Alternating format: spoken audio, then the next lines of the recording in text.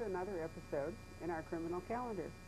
Our guest today has traveled an extraordinarily long way, all the way from Edinburgh. And he's probably melting in our heat, which we are both armed with frozen lattes just in case. Hi, Ian. Hi, Barbara. This is Ian Rankin, a very distinguished crime writer and current chairman of the British Crime Writers Association. Plus, he's amply garlanded with other honors and awards. Can I put you to the blush and discuss them in this hour? Sure. Yeah. But right now, why don't we start out by talking about the tartan? The tartan. Yes. Yeah. You have great knees, by the way. You didn't There flash you go. them at me in Milwaukee, but I really do. Yeah, they're hiding under there. Very white and pallid. I don't suppose you see many knees that colour in this part of the country. Probably not. And in fact, the telltale skin look is Yeah, not yeah. Arizona. I only bought this last year, this kilt. I was very anti-tartan for a long time. You know, it's almost an image of the kind of Scotland that I'm trying not to represent in the books. But a couple of years ago for a wedding, I thought, oh, I'm going to get a kilt for this wedding. And I went to the place where you get them made up. And they said, oh yeah, the Rankin tartan. And I said, well, there isn't a Rankin tartan. 30 years ago, I couldn't get a Rankin tartan when I was a kid. They said, oh, we've got it now. We've got it now. So all the time they're manufacturing these so-called ancient tartans.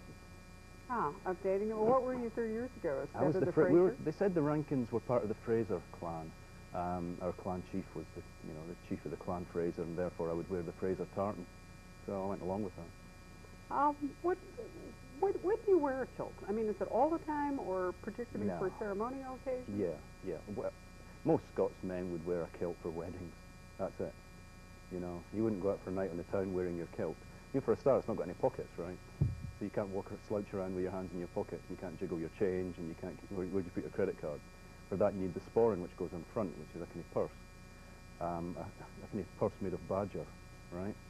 So you need to have that as well. And once you start and all that, then you get the dirk kind of dagger that goes in the sock and everything else. Of course, I walk around with a gold dagger in my sock. And that's based on the Gold Dagger Award you won for writing the Crime Writers Association's best first novel. No, best novel of the year, not best first novel. Sorry, it was Novel of best the year. Yeah, I mean, it was published in the UK, but it could be from any country. We've had Americans win it.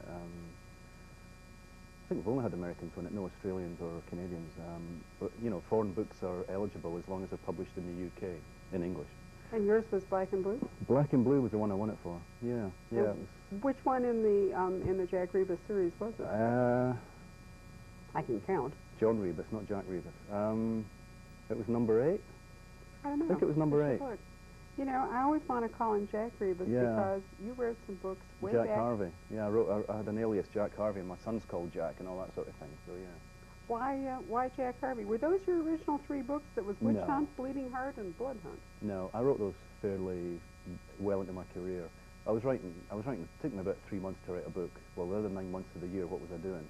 I thought I'll write another book, but of course, publishing being the way it is, they don't want to publish 2 books a year by the same named author. So I needed a pseudonym.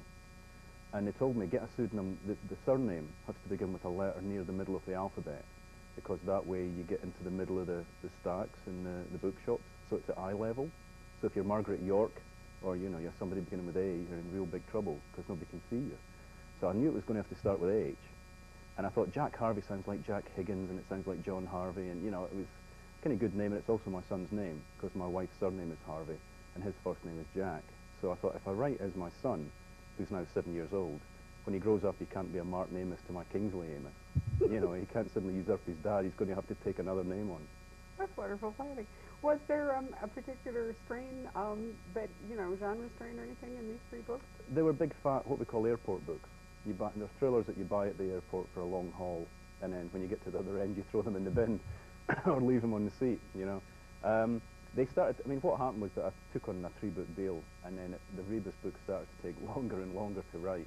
These thrillers take a long time to write because of the amount of detail, which means lots and lots of research. Thriller readers want their detail, not just he pulled a gun, but he pulled a certain type of gun, and here's the velocity of the bullets, and here's what they do to people, and all that sort of thing. And that takes a long time to do the actual nitty-gritty, especially in the UK where there's no gun culture. And finding out about all the technology and stuff meant a lot of digging. So I stopped. I did 3 of them, I did the contract, and I stopped. They're actually going to be, I think Orion, my British publisher, have just bought them, bought the rights to them, so they're going to re-release them as an omnibus next year. Speaking of which, I'm holding in my lap an omnibus from your British publisher Orion called Rebus. the early years, The early years. which is your first three novels about this character who we'll go into, Knots and Crosses, Hide and Seek, Tooth and Nail. Yeah. It's interesting that they would choose to go back and do a hardcover edition of these older books. Do you have any explanation? Yeah. Yeah, the explanation is libraries, really. Those books haven't been in hardcover form in a long time. The editions that are in libraries have fallen to pieces. Libraries like buying hardbacks rather than paperbacks because paperbacks fall apart almost straight away. So they specifically thought about doing that for libraries. And then I added a little introduction at the start just to bring new readers in who might not have come across Rebus before. And also I think Christmas. I think they're pitching that at the Christmas market. You know, a kind of gift for Dad or Uncle Bob or whatever is 3 books in one quite cheaply put together. Well, I ask because the British publishing scene at the moment does not favor hardcover books, as you know. There's a tendency to do a very limited number of hardcovers for libraries, as you suggest, and paperbacks rather than hardcovers for readers. Well, there's actually a huge market for hardbacks if you publish them at the right price and you publish them in the right way. You know, I mean, Dead Souls, my last novel, was the first book of mine to get into the Sunday Times top 10. It went in at number 3, and it stayed there for 10 weeks in hardcover. Went into 3/4 printing in hardcover, and ended up selling 50,000 copies. Well, that's not bad for a hardback. No, that's But that's they retailed wonderful. it at £10, which is 16 bucks. You know, now $16, you're going to think about buying a hardcover rather than wait a whole year for the paperback to come out. Oh, I agree. Especially, well, and hardcovers are normally priced at £16.99 Yeah. or 17. So I have noticed that was a new trend. Of course, for us, it's an interesting thing because there's a large collector market that likes to buy the hardcover books, and your early books are extremely expensive. It's unbelievable. I was in a store last night up in Los Angeles, and they had a copy of my very first novel, The Flood. 200 hardbacks were printed by a small student press in Edinburgh, $850. I'm not at all surprised. And Knots and Crosses about the same, the first of the Rebus books in hardback. That was a slightly larger print run, but more people want it because it's a crime novel. Sure. First of the series, about $850. So this is a very nice way to satisfy people who maybe didn't know Rebus from the very Yeah. outset and now would like to go ahead. And Yeah. I just find it interesting, you know, from a publisher's standpoint, and of course it does give you, I think, added presence, so to speak. But going back to, let me just mention The Flood, The Watchman, and West Wind. Those were books you wrote as Ian Rankin, but not part of the Rebus series. Well, Did they precede it, or those two come out? The Flood was my very first book, written when I was a student at Edinburgh University. It was about a young guy growing up in Fife, where I grew up. I grew up in a town called Cardenden. I made this fictional town of Carsden. I thought Carsden, Cardenden, no one will notice, right? No one will make the link. Everybody made the link. And they all thought that, everybody I met in Cardenden, all my family and friends from there, thought they were in this book. And so then I went and decided to write a book about somebody that people couldn't say it was me, somebody very different. So I thought, I'll write about a cop. I know absolutely nothing about the police. This won't get me into any trouble whatsoever. So I did the first Rebus book, which was Knots and Crosses. That was never meant to be a start of a series. It was meant to be a one-off, a standalone. So I went and did other books. I did Watchmen, which was a Graham Greenish spy novel. Particular favourite of mine, which is you just can't get anymore. And then West Wind, which was my attempt at a kind of thriller set in the States, a place I'd never been at the time. I wrote the book armed with a Rand McNally road atlas, and that was about it. And then somebody said, hey, what happened to that guy Rebus? I liked him a lot. And I thought, oh, did you? Well, maybe I'll do another one.